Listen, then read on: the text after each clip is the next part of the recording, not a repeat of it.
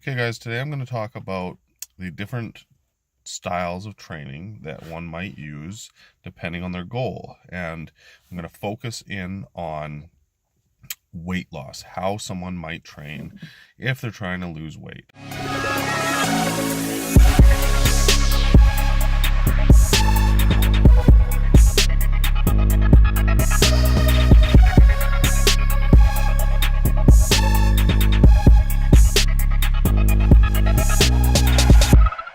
Also cover muscle gain. And one thing to note, very important, never try to do both of them at the same time. So we don't lose weight and gain muscle at the same time unless you're superhuman. Just don't do it. I always, 99.9% of the time, unless someone comes to me who's super lean, I'm going to have them lean out before we start to gain weight. So back to the topic. Let's start with, let's knock out gaining muscle just to start. So if you are trying to gain muscle and if you are not seriously genetically gifted, I'm going to say that one of the biggest downfalls of people is too much volume in their training.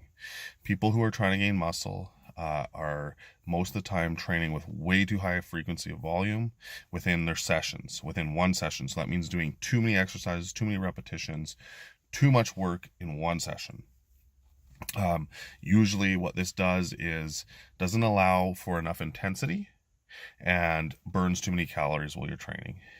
So what I recommend personally, my style of training for building muscle is going to be a DC style training. So what that is a high intensity, low volume, high frequency. And this means maximum poundages, focus on form, and hitting the same muscle more frequently in a week rather than harder at one time. So, hitting, if you're trying to bring up your arms, or if you're trying to, any muscle group, maybe hitting two, maybe even three times a week while trying to build muscle. And that the way you're able to achieve that is by proper programming. Okay. And you're gonna hear that and you're gonna go, whoa, that's crazy, how can you train the same body part three times a week? Well, first of all, if you structure it properly, so your days are lined up and your split is designed, somewhere around a push-pull legs and some sort of a lagging body parts day, then there's no reason why you wouldn't be able to do that. And secondly, if you're having lower volume per session, it's much easier. Okay, we stack up body parts, so it's like a push day is going to include chest, shoulders, and triceps all in one day, right? And the traditional bro split is like just chest in one day, just shoulders in one day, just arms in one day. So by the time you come around to that exercise, to that routine again, it's been 7 days. And for most people, that's not going to allow you to grow properly. So I am a very, very, very firm believer in high intensity, low volume, high frequency training. Maximum intensity, lift heavy, guys. Okay, if there's just one thing that you have to do to gain muscle, is lift heavy. Don't be going in there doing 6 sets of 15 to 20 reps like some of these guys out here are talking about. I mean, I guess you can get away with stuff like that if you're like Phil Heath or whatever, if you've already built your tissue. But if you're trying to build a physique, trying to build that dense muscle, get under some pounds, get under some serious weight. Anyways, I could just go rant about that for days, so we'll stop there. Training for fat loss. Okay, the way I would describe the way that I program training for fat loss is metabolic resistance training, and that means getting your heart rate up through exercise with weights rather than with cardio. We'll just touch on cardio real quick. I do have cardio in my programming, and I always like to go with a steady state, moderate pace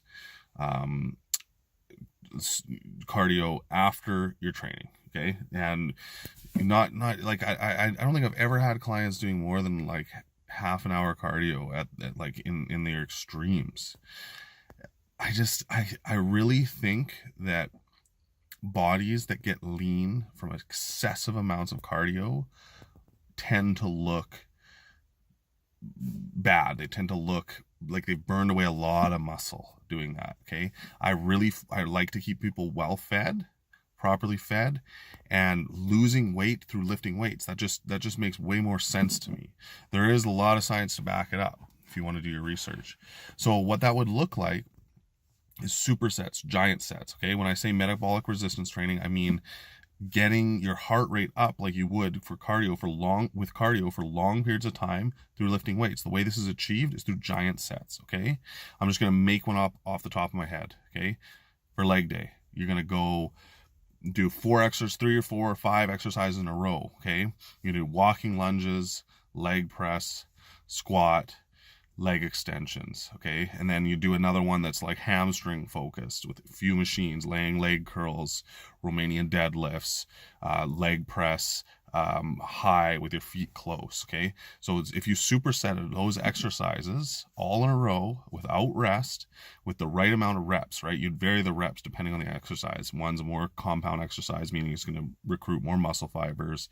Then maybe keep that in the lower rep range. And then you structure them properly so that, you know, maybe you're training legs, so you're going to use opposing muscle groups in your leg for each exercise. You're not going to train quads, 4 exercises in a row with 1,000,000 reps, because you're never going to be able to get what you need out of those last few exercises because your quads are going to be so fatigued. So you would structure it so that you go quads, hamstrings, right? This is the best way to lose weight, okay? Metabolic resistance training. Get your metabolism firing, get your heart rate up, and train extremely hard. When I did my show last time, I was doing giant sets that were 6 exercises in a row until I was laying on my back, dying, because I didn't even want to get out of bed that morning. And the harder you push when you are in a calorie deficit with your training, the more food you can eat, which sounds bad. It should always be on top, okay? When I hear people say things like, oh, well, you know, I went to the gym today, so I can eat this. It's like, that's the most horrible mentality to have if you're trying to lose weight. It's not, things don't cancel each other out, okay? It's on top, okay? You're eating a diet that is possibly below the amount of calories you need to maintain your weight, hopefully, and then you're training on top of that and burning more calories, okay, so that at the end of the day you're ensuring that you end up in a calorie deficit and lose weight. So that's my video. I got a little heated there. I'm very passionate about training. So tons of volume when losing weight, and structured properly, and minimal cardio, and focus on diet. And when it comes to building muscle, we go low volume, heavy weight, high intensity, an emphasis on form, and eat a lot of food and sleep. Okay, guys, we'll end it there. Thanks for watching. I hope you enjoy the content, and please like and subscribe and share. Thanks.